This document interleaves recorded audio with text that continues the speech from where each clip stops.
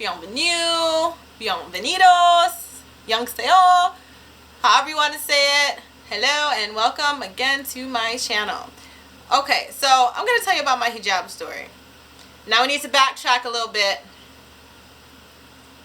just so we can be clear. So, I am Jamaican, Bahamian, American. Well, I was born in the U.S., but my parents are from Bahamas and Jamaica. And I've been Muslim for 4 years. And I started wearing hijab 1 year after I became Muslim. Alright, so here we go. So the day or morning I became Muslim, because I accepted Islam right before Fajr during Ramadan 2013. So that following morning I decided to go to the mall. Then in my head I'm like, I'm Muslim now, okay, I gotta do A, B, C, D, E, F, G. I gotta do everything. So my parents don't know I'm Muslim at this time. I didn't tell them. I actually didn't tell my parents I was Muslim until like 6 months to a year later. That's a whole other story for a whole nother time. But anyway, so that morning I decided I was gonna go to the mall. So I took my hijab, I didn't put it on in the house. I actually would put my hijab on in the car. So I put my hijab on in the car, pinned in everything that I had to do, try to get a little fresh. And I went to the mall. I was going to the mall to get my eyebrows done. So I walked into the little eyebrow threading place.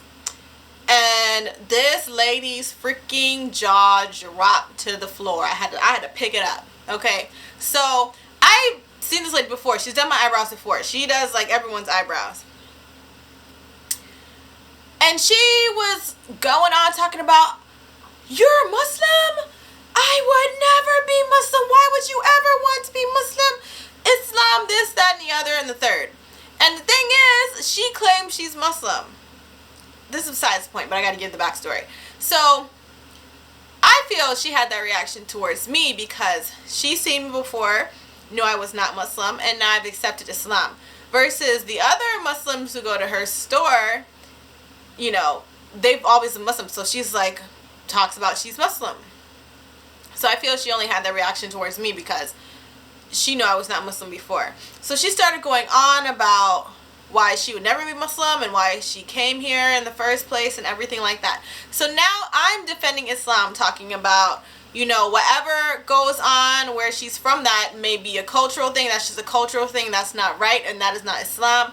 I'm going on defending the hijab, why I decided to be Muslim, and all of these things. So after that day, I was like, I am never getting service from her again. Anywho, but to be honest, I was actually a little bit scared after that because this was my first reaction to being Muslim.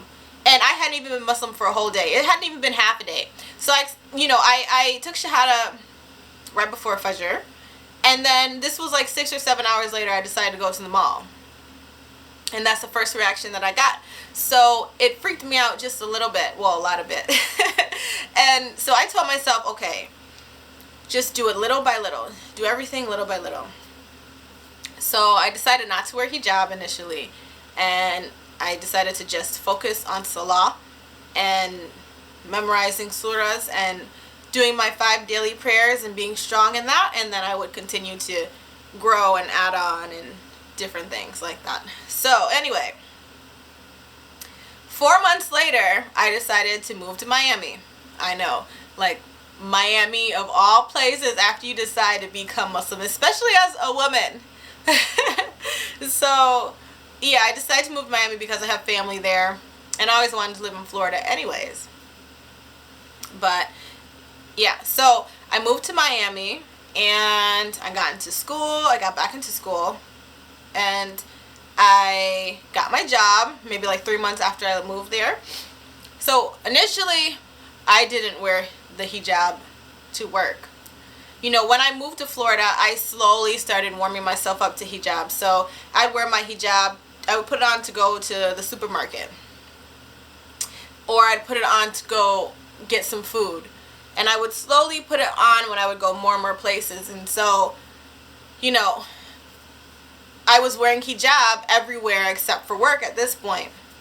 So one day I got up, I would do the same thing. I put my hijab on, you know, got ready for work, and then I started going to work. And I remember driving for work, like, you know, I can't take this off anymore.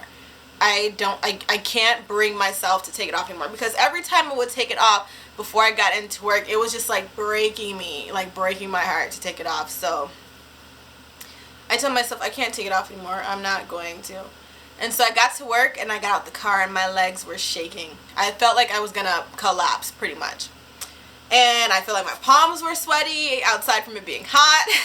So I walked into work, and you know, you have that one person at work who you always talk to, or you like, you know, divulge all your little information to. You know, you always gotta have that person at work. So anyway, I walked into work and I saw the accountant, and I just told her, I was like, I can't take my hijab off anymore, you know, I'm not gonna do it.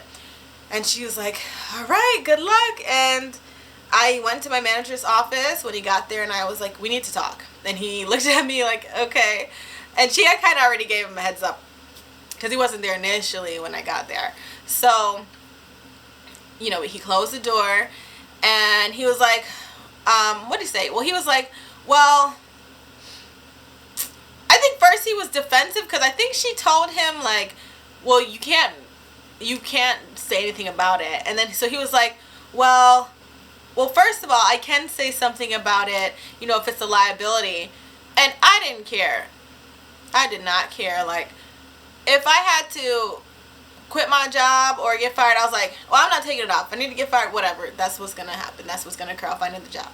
But he was like, but I called such and such, I think ADP or some insurance company, and they're just saying as long as nothing gets caught in the instrument, because I worked for a medical company at the time. And as long as nothing got caught in like the medical analyzers, it wasn't like a risk or anything. And I was like, well, either way, you know what? If I can't wear my hijab here, then I didn't care. I was like, I'm not taking this off anymore. But it wasn't a problem. You know, everything was absolutely fine, you know, and everyone was accommodating ever since. I think my manager got a little defensive at first, just because he was like, oh, you know, it's a new situation. It's Miami, and Muslims aren't, okay, there are Muslims in Miami, but they're still not as exposed, or Islam's still not as as big of a thing as it is somewhere else, you know, like Michigan, for instance. Anyway, oh, I'm from Michigan, by the way. So, yeah, after that, it was fine, and it's been history. It's been history ever since. So, I actually really didn't have any issues after that, really, with my hijab. And that was the first week of Ramadan. So it was a year after I became Muslim, during the first or second week of Ramadan, that I started wearing my hijab. And I'm wearing it ever since. It's been 3 years now. And it's definitely been a journey. I love the hijab because you know that I'm Muslim. Most people anyway. But you know that I'm Muslim, and I feel like the hijab gives me this ambiguous look, and a lot of people think I'm Somali, but you know, when they come up to me, they're like, oh, where are you from? And I tell them, oh, I'm from Michigan. You know, I'm from Michigan. And they're like, no, but where are you from? And I was like, oh, okay, I'm Bahamian Jamaican. Then they kind of give me this look like, I've never heard of a Jamaican Muslim. Then they'll ask me, are you Muslim? And I'm like, yes, I'm Muslim. I took Shahada 4 years ago, but there are Muslims in Bahamas and Jamaica as well. I was like, but no, but I am Muslim. I took Shahada 4 years ago, and my parents are from Bahamas and Jamaica. And again, oh yeah, so I'm going to Bahamas this week actually, and so I'll get to show you my entire family and the Muslims in Bahamas as well, and I just can't wait. So it's going to be exciting, and you know, I'm the only Muslim in my family, so it's definitely interesting. And for my islanders, my island people, my Bahamians, my Jamaicans, my Trinis, my whoever, you all know how island parents or island people in general are. They can be a little critical sometimes, so but it hasn't been a problem for me. I maybe get 1 or 2 comments initially when, you know, I went back home to the islands and my family saw me with the hijab and everything. But other than that, it's not been an issue, you know.